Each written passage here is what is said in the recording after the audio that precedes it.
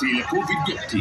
ప్రియతమ ముఖ్యమంత్రి వైఎస్ జగన్మోహన్ రెడ్డి గారి ఆశీస్సులతో మాజీ మంత్రివర్యులు గుడివాడ గురునాథరావు తనయుడు విద్యావంతుడు యువకుడైన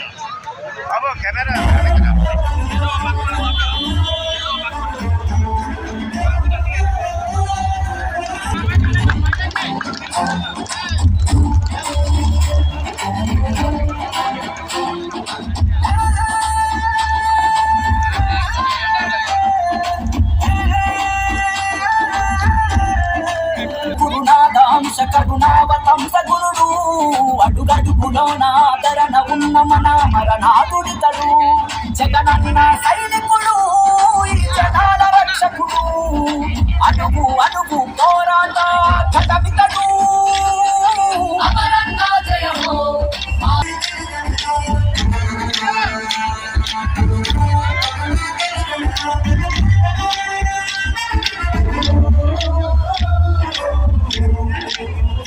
జెండా మోసిన గుండెలకు అండగా కదిలే నైజంరా అనుచరులకు తను కవచంగా తోడుండే టీచరా వయసుకు మించిన బాధ్యతతో అందరి బంధువు అయ్యాడు.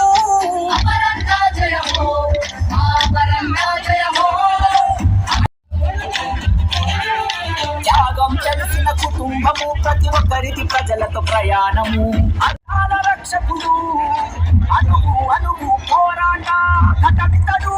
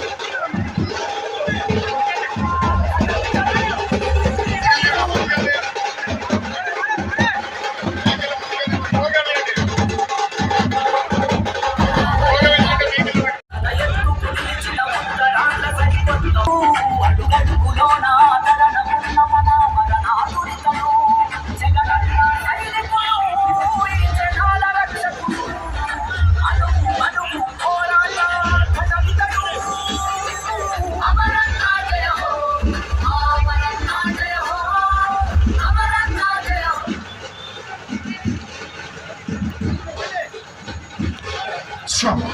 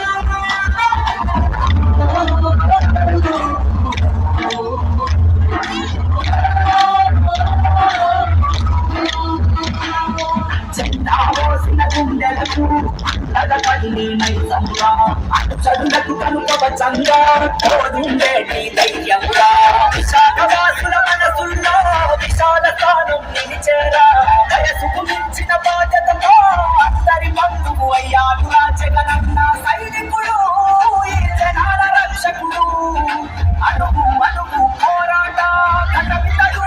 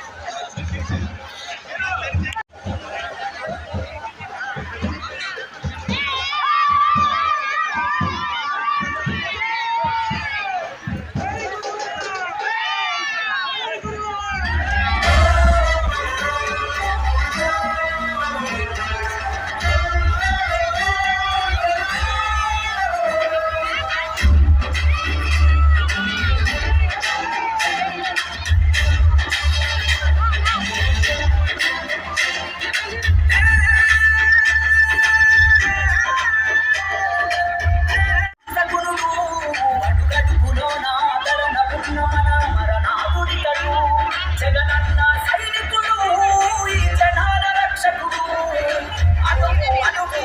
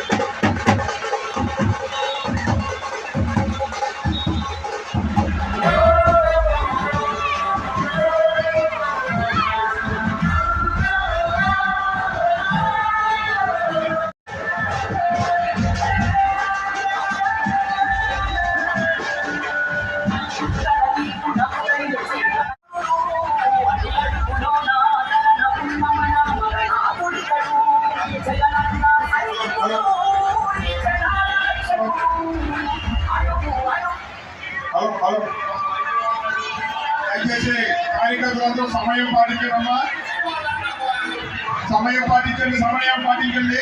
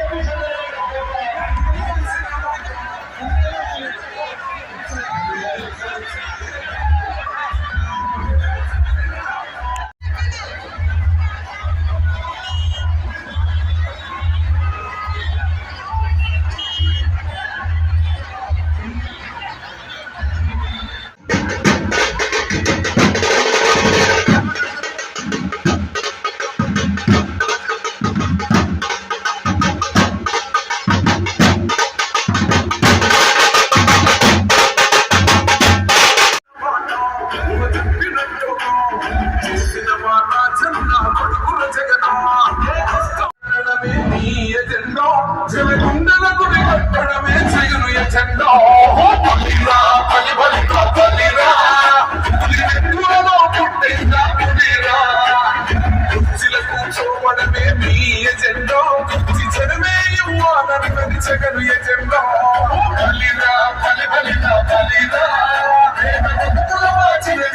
పులిరా చూడని అభివృద్ధి మొదటిసారిగా స్కూల్ వాడుతూ ఉన్నాయి, వేరే వాడుతూ ఉన్నాయి, హాస్పిటల్స్ మొదటిసారిగా కేరళని దేశానికి పరిచయం చేస్తా ఉన్నాం. ఈ 4 సంవత్సరాల కాలంలోనే ఏకంగా మా అన్న ప్రభుత్వంలో మరో 4 సిపోర్ట్ ఈరోజు వేరే వాళ్ళు అక్కడ జరుగుతూ ఉండేది కూడా చెప్పండి.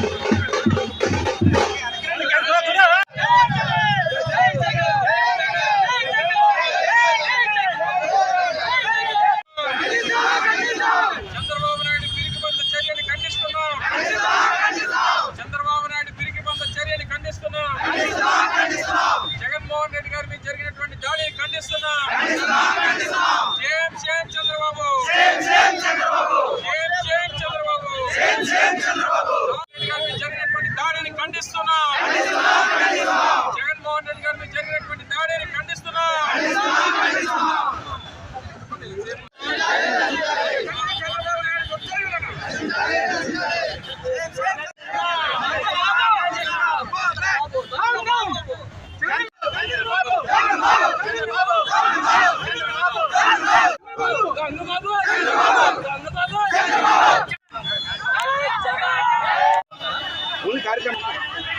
గాజువాక నియోజకవర్గం 74వ వార్డులో మరి వైఎస్ఆర్ పార్టీ మనం అమర గారిని 74వ వార్డు మొత్తం మీద మనం నెహ్రూ నగర్ దగ్గర నుంచి అంబేద్కర్ కాలనీ వరకు మరి ఒక ఘనమైన పాదయాత్ర నిర్వహించాం. మరి ఈరోజు విశిష్టత అందరికీ తెలుసు. ఈరోజు డాక్టర్ బిఆర్ అంబేద్కర్ గారి జయంతి సందర్భంగా మరి ఆదివారం పెద్ద సంఖ్యలో మహిళలు, ముఖ్యంగా చెప్పాలంటే జగనన్న సంక్షేమాన్ని పూర్తిగా పొందిన మహిళలు ఈరోజు వాళ్ళ యొక్క అభిమానాన్ని చాటుకున్నారు. పెద్ద సంఖ్యలో సుమారు 1500 నుంచి 2000 మంది ఈరోజు మీ పాత్రికేయుల సమక్షంలో మనం చూడడం జరిగింది. మరి ఈ కార్యక్రమానికి ముఖ్య అతిథిగా గాజువాక ఎన్నికల పరిశీలైనటువంటి దేవన్ రెడ్డి గారు, గాజువాక మాజీ శాసనసభ్యులు చింతలపూడి వెంకటరామయ్య గారు, అలాగే మరి గాజువాక శాసనసభ్యులైన మా నాన్నగారు తిప్పల నాగిరెడ్డి గారు, పెందుర్తి మాజీ శాసనసభ్యులు గురుమూర్తిరెడ్డి గారు, ఇరువురు ఈరోజు మరి సుబ్బారెడ్డి గారు ఒక కార్యక్రమం జిల్లా స్థాయిలో ఏర్పాటు చేశారు కనుక వాళ్ళు ఇరువురు వెళ్ళవలసి వచ్చింది. అయినప్పటికీ కూడా ప్రజలకు ఎప్పుడూ కూడా మా కుటుంబం మీద అన్నితమైన ప్రేమ ఉంటుంది, గౌరవం ఉంటుంది. కాబట్టి ఆ ప్రేమ గౌరవంతో ఈరోజు అమర్నాథ్ గారు దాన్ని కళ్ళెదురుగా చూడడం జరిగింది. ఎందుకంటే నాగిరెడ్డి గారు చేసిన సంపూర్ణ అభివృద్ధిని, జగన్మోహన్ రెడ్డి గారు సంక్షేమ పథకాలు ఇస్తే నాగిరెడ్డి గారు చేసిన అభివృద్ధికి జనాలు ఈరోజు తండోపదండలుగా నాన్నగారు ఒక పిలుపు మేరకు, నేను కార్పొరేటర్ అయినప్పటికీ కూడా నాన్నగారి మాట మీదకి ఇంతమంది ఇంకా వేల సంఖ్యలో వచ్చిన అశేష ప్రజానికానికి, ముఖ్యంగా నెహ్రూ నగర్ నుంచి అంబేద్కర్ కాలనీ వరకు ఉన్న ప్రతి గ్రామ పెద్దకు పేరు పేరున ధన్యవాదాలు తెలపాలండి. ఎందుకంటే ఎవరు కూడా ఇలాంటి ఎండల్లో, మండుటి ఎండల్లో ఎవరు కూడా ఇంట్లోంచి బయటకు వచ్చి సాహసం చేయరు. ప్రతి నాయకుడు, ప్రతి యువకుడు తండోపదండలుగా గ్రామంలో ఉన్న ప్రతి మహిళలను కూడా నాకు తెలిసి మొత్తం ఇల్లులన్నీ ఖాళీ అయిపోయి అందరూ కూడా బయటే ఉన్నారు రోడ్డు మీద.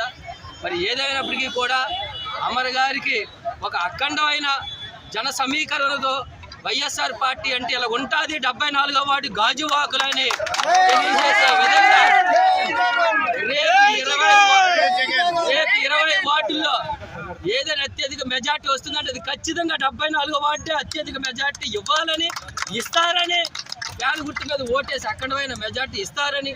అలాగే మరి నిన్న జరిగిన సంఘటన, అది ఎవరైనా సరే అలాంటి సంఘటన ఎవరు హర్షించడం, దాన్ని ఏ పార్టీ అయినా కావచ్చు, మా పార్టీ కార్యకర్తలు చేసినా మేము దాన్ని ఖండిస్తాం, ఇతర పార్టీ వాళ్ళు చేసినా దాన్ని ఖండిస్తాం. ఎన్నికలు అన్నాక గెలిపోవటంలో సహజం. అలాగైతే నాగిరెడ్డి గారు ఎన్నో ఓటములు చూశారు. కాబట్టి ఓటమికి భయపడకూడదు.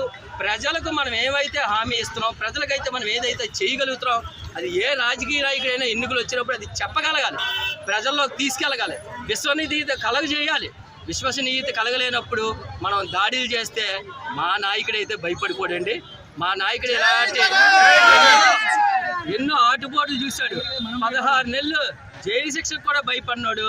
ఇలాంటి రాళ్ళకి రప్పలకి భయపడతాడా? కానీ ఏదైనప్పటికంటే అది త్రుటిలో తప్పిన ఘోర ప్రమాదం అని చెప్పచ్చు. కన్ను పోయి ఉంటే ఏంటండి, కన్ను పైన నుదుటి మీద తగిలింది, మనకి ఇంకెక్కడ తగిలినా మనం ఆ నొప్పిని భరించుకోగలం. తల మీద తగిలిన దాన్ని చాలా ఘోరంగా ఉంటుంది, చాలా నొప్పితో కూడుకొని ఉంటుంది. అయినప్పటికీ కూడా అలాంటి దుశ్చర్యలు చేశారంటే వాళ్ళు ఎన్నికలకి వెళ్ళలేక వాళ్ళ తండ్రి వల్లే జగన్ తొలగించాలని చూస్తారు. కాదు, పైన భగవంతుడు ఉన్నాడు, భగవంతుడు మా నీడను ఎప్పుడు కాపాడుతాడు. జగన్మోహన్ రెడ్డి గారు ప్రజల్ని కాపాడుకున్నంత కాలం భగవంతుడు జగన్మోహన్ రెడ్డి గారిని కాపాడుతాడు. ఇలాంటివన్నీ చేయకూడదండి. మీరు ఉద్రేకపరిస్తే మా కార్యకర్తలు ఉద్రేకపరచడం ఎంతసేపు, మేము ఇక్కడ రాలేయడం ఎంతసేపు, మేము ఖండించడం ఎంతసేపు, మేము ఇల్లుల మీద దాడి చేయడం ఎంతసేపు. కాబట్టి అది మనలో మనకి విభేదాలు సృష్టించకూడదండి. ఎందుకంటే ఈ పార్టీలో నాయకుడు ఆ పార్టీలోకి వెళ్తాడు, ఆ పార్టీలో ఈ పార్టీ ఎవరు టికెట్లు తెచ్చుకున్నాడో ఆడికే తెలియదు. కాబట్టి అలాంటి దుశ్చర్యలు చేయకండి. ఎందుకంటే నిన్నటి వరకు టీడీపీలో ఉన్నాడు, బీజేపీలో ఉన్నాడు, జనసేనలో ఉన్నాడు. అక్కడికక్కడ ఎన్నో పార్టీలు మారిపోయాయి.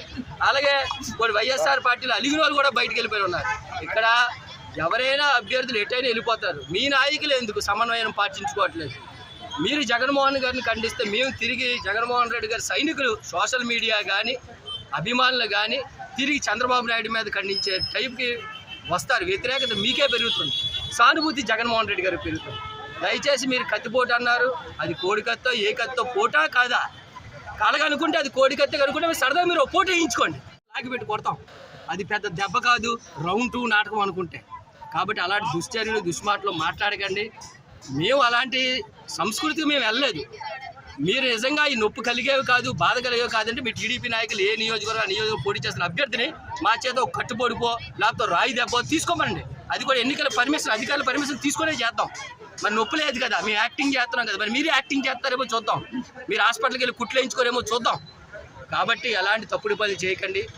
మీ ఇంట్లో బిడ్డ అయినా మీకు క్షేమంగా ఉండాలని కోరుకుంటున్నాం. అది పార్టీ వ్యక్తి అయినా, నారా చంద్రబాబు నాయుడు బిడ్డే కాదు, బిడ్డ అంటే తెలుగుదేశం కార్యకర్త బిడ్డ అయినా బాగుండాలని కోరుకుంటాం. అలాగే వైఎస్ఆర్ పార్టీ బిడ్డలు కూడా మేము బాగుండాలని కోరుకుంటాం.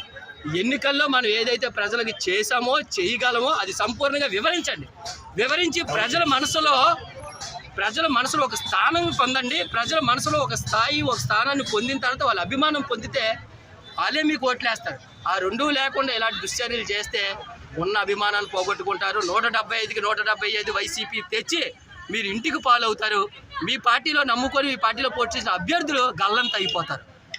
కాబట్టి ఇలాంటి దుశ్చర్యలు చేయకూడదని సవివంగా కోరుకుంటూ మరి ఈ ర్యాలీని అఖండ విజయం చేసిన ప్రతి మహిళలకు, వైఎస్ఆర్సీపీ కార్యకర్తలకు, వివిధ పదవుల్లో ఉన్న నా కార్యకర్తలకు, మా కుటుంబం తరపున, మా తరపున, అలాగే అమరగారు తరపున ప్రత్యేకమైన ధన్యవాదాలు తెలుపుకుంటూ మరి మంది మహిళలు ఈ కార్యక్రమంలో పాల్గొని విజయవంతం చేసిన సందర్భాలు, అలాగే అంబేద్కర్ గారి జయంతి సందర్భంగా కూడా వారికి ఘనమైనటువంటి నివాళులు అర్పించాం. రాజ్యాంగాన్ని రచించినటువంటి డాక్టర్ బిఆర్ అంబేద్కర్ గారి జయంతి సందర్భంగా ఈరోజు వారి తాలూకా ఆలోచనల్ని, ప్రజాస్వామ్యాన్ని కాపాడాలనేటువంటి ప్రయత్నం ఒక పక్క జరుగుతూ ఉంటే నిన్ననే చూసాం గౌరవ ముఖ్యమంత్రి జగన్మోహన్ రెడ్డి గారు విజయవాడ రోడ్ షోలో అప్రజాస్వామికంగా జగన్మోహన్ రెడ్డి గారికి గడిచినటువంటి 20 రోజులుగా ఆయన రోడ్ షోల్లో వస్తున్నటువంటి వేలాది మంది జనం, ఆయన సభలకు వస్తున్నటువంటి లక్షలాది మంది జనాన్ని చూసి ఓర్వలేక అప్రజాస్వామ్యంగా ఆయన మీద హత్యా ప్రయత్నం చేసినటువంటి సందర్భాలు మనం చూసాం. ఇప్పటికన్నా చంద్రబాబు నాయుడు గారు ఈ పాతకాలపు రాజకీయాలు, ఫ్యాక్షన్ రాజకీయాలు, అప్రజాస్వామిక రాజకీయాలను మానుకుంటే మంచిది అనేటువంటి విషయాన్ని తెలియజేస్తా ఉన్నా. ఎందుకంటే 3 రాజకీయ పార్టీలు కలిసినా సరే మాకు బలం చేకూరట్లేదు, మాకు ఎక్కడ కూడా ప్రజాదరణ లేదు అనేటువంటి అభిప్రాయం ఈరోజు వారిలో కలిగి ఈరోజు జగన్మోహన్ రెడ్డి గారిని ఈ రకంగా అడ్డుకుంటే రేపు ఆయన ప్రచారం మానేస్తాడు, రోడ్లోకి రావడం మానేస్తాడు అనుకుంటున్నారు. ఆయన వారి తాలూకా అమాయకత్వం అని చెప్పి సందర్భంగా తెలియజేస్తా ఉన్నా. ఇటువంటివి ఇంకెన్ని జరిగినా, ఏ రకమైనటువంటి ఆయన మీద ఈ అప్రజాస్వామిక కార్యక్రమాలు చేసినా తిరిగి మళ్ళీ ప్రజల్లోకి వచ్చి మరింత అభిమానాన్ని చూడకునేటువంటి కార్యక్రమం జరుగుతుంది అనేటువంటి విషయాన్ని కూడా తెలియజేసుకుంటూ మరి ఈరోజు చంద్రబాబు నాయుడు గారు గాజువాక్ ఇచ్చేస్తూ ఉన్నారు. వారు ముందుగా గాజువాక్ వచ్చే ముందు స్టీల్ ప్లాంట్ ప్రైవేటీకరణకు సంబంధించినటువంటి అంశం మీద సమాధానం చెప్పి ఈరోజు భారతీయ జనతా పార్టీ ప్రైవేటీకరణకి నిర్ణయం తీసుకుంటే ఆ నిర్ణయం తీసుకున్నటువంటి రాజకీయ పార్టీతో ఈరోజు జతకట్టి ఈరోజు గాజువాక ప్రజలకు వచ్చి ఏం అభిమాటలు చెప్పేటువంటి దానికి ఇచ్చేస్తూ ఉన్నాడో సమాధానం చెప్పాలి. తప్పకుండా దాని మీద సమాధానం చెప్పకపోతే ఈ ప్రాంతంలో ఉన్నటువంటి స్టీల్ ప్లాంట్ కార్మికులు కానీ, ఈ ప్రాంతంలో ఉన్నటువంటి ప్రజలు కానీ ఈ ప్రైవేటీకరణకి వ్యతిరేకంగా జరుగుతున్నటువంటి పోరాటానికి వారి తాలూకా ఆలోచనల్ని రేపు ప్రజాస్వామికంగా రేపు జరగబోయేటువంటి ఎన్నికల్లో వారి తీర్పులు ఇస్తారనేటువంటి విషయాన్ని కూడా ఈ సందర్భంగా మరొకసారి తెలియజేసుకుంటూ పెద్ద ఎత్తున విచ్చేసినటువంటి మహిళా సోదరీమణులు, కార్యక్రమాన్ని ఏర్పాటు చేసినటువంటి సోదరు వంశీ గారికి హృదయపూర్వకంగా ధన్యవాదాలు, కృతజ్ఞతలు.